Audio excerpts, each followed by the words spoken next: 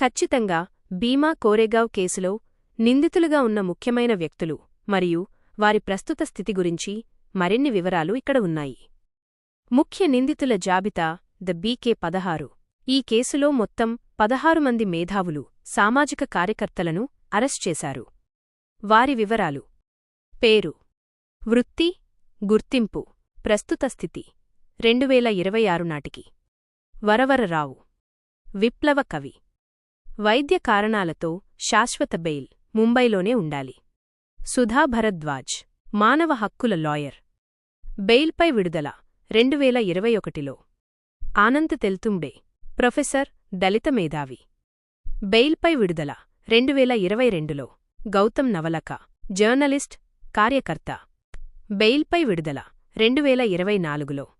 Stan స్వామి, గిరిజన హక్కుల కార్యకర్త. 2021లో జైలులో ఉండగానే మరణించారు. షోమాసేన్, నాగ్పూర్ వర్సిటీ ప్రొఫెసర్. బెయిల్పై విడుదల 2024లో. వెర్నాన్ గొంజాల్వేస్, హక్కుల కార్యకర్త. బెయిల్పై విడుదల 2023లో. అరుణ్ ఫెరీరా, లాయర్, కార్యకర్త. బెయిల్పై విడుదల 2023లో. హనీబాబు, ఢిల్లీ వర్సిటీ ప్రొఫెసర్. బెయిల్పై విడుదల డిసెంబర్ 2025. సురేంద్ర గడ్లింగ్, లాయర్, ఇప్పటికీ జైలులో ఉన్నారు.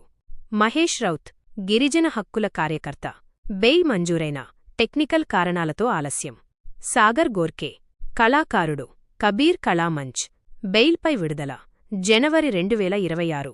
రమేష్ గైచోర్, కళాకారుడు, కబీర్ కళామంచ్. బెయిల్పై విడుదల జనవరి 2026. జ్యోతి జగతాప్, కళాకారిణి. బెయిల్పై విడుదల. కేసులో కీలక మలుపులు. పెగాసస్ మరియు మాల్వేర్ వివాదం. అమెరికాకు చెందిన ఆర్సనల్ కన్సల్టింగ్ అనే డిజిటల్ ఫోరెన్సిక్ సంస్థ నిందితుల కంప్యూటర్లలోకి, ముఖ్యంగా రోనా విల్సన్, సురేంద్ర గడ్లింగ్, బయటి వ్యక్తులు మాల్వేర్ ద్వారా కొన్ని డాక్యుమెంట్లను పంపారని నివేదిక ఇచ్చింది. ప్రధాని హత్యకుట్రకు సంబంధించిన ఆధారాలు ఇలాగే ప్లాన్ చేశారని నిందితుల తరపు లాయర్లు వాదించారు. స్టాన్ స్వామి మరణం.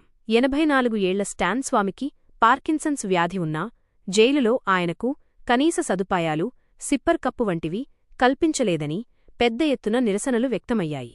ఆయన మరణం అంతర్జాతీయంగా చర్చకు దారితీసింది.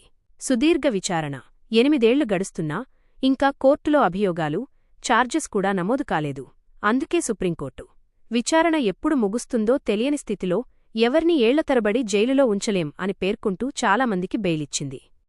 రాజకీయ కోణం. ఈ కేసును కేవలం చట్టపరమైనదిగా కాకుండా